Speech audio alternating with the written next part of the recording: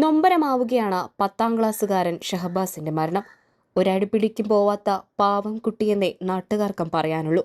ഷഹബാസിന്റെ മരണവാർത്ത കേട്ട് കുഴഞ്ഞു വീണ ഉമ്മ പിന്നീട് ഓർത്തു പറഞ്ഞതും മകൻ അവസാനമായി പറഞ്ഞ വാക്കുകളാണ്. തല വല്ലാതെ വലുതാകുന്നുമ്മ എന്നാണത്രേ അവൻ അവസാനമായി പറഞ്ഞതും. സംഘട്ടനത്തിനു ശേഷം പരിക്കേറ്റ ഷഹബാസിനെ കൂട്ടുകാരനാണ് വീടിന് മുന്നിൽ ഇറക്കിയത്. വീട്ടിലെത്തിയതും ഛർദ്ദിച്ചു. ശേഷമാണ് കോഴിക്കോട് മെഡിക്കൽ കോളേജ് ആശുപത്രിയിൽ പ്രവേശിപ്പിക്കുന്നതും മരണം സംഭവിക്കുന്നതും. 3 കുഞ്ഞനുജന്മാരാണ് ഷഹബാസിനുള്ളത്. വീടിന്റെ വലിയൊരു പ്രതീക്ഷ. മകനെ മർദ്ദിച്ച് കൊലപ്പെടുത്തിയതിനു പിന്നിൽ പുറത്തുനിന്നുള്ളവരുടെ പങ്കുണ്ടെന്നാണ് ഷഹബാസിന്റെ കുടുംബം ആരോപിക്കുന്നത്.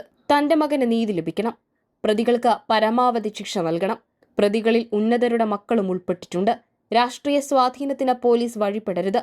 ഇനിയൊരു ഷഹബാസ് ഉണ്ടാവരുത്. സംഘട്ടനത്തിന് പ്രതികളുടെ രക്ഷിതാക്കൾ സാക്ഷികളാണ്. അവരുടെ പങ്ക് അന്വേഷിക്കണം. മർദ്ദനത്തിന് പിന്നിൽ ലഹരി സ്വാധീനം പരിശോധിക്കണം. ഷഹബാസിന്റെ സുഹൃത്തുക്കളും സംയമനം പാലിക്കണം. പ്രതികാര ചിന്ത ഉണ്ടാകരുതെന്നും ഷഹബാസിന്റെ പിതാവ് ഇക്ബാൽ പ്രതികരിച്ചു.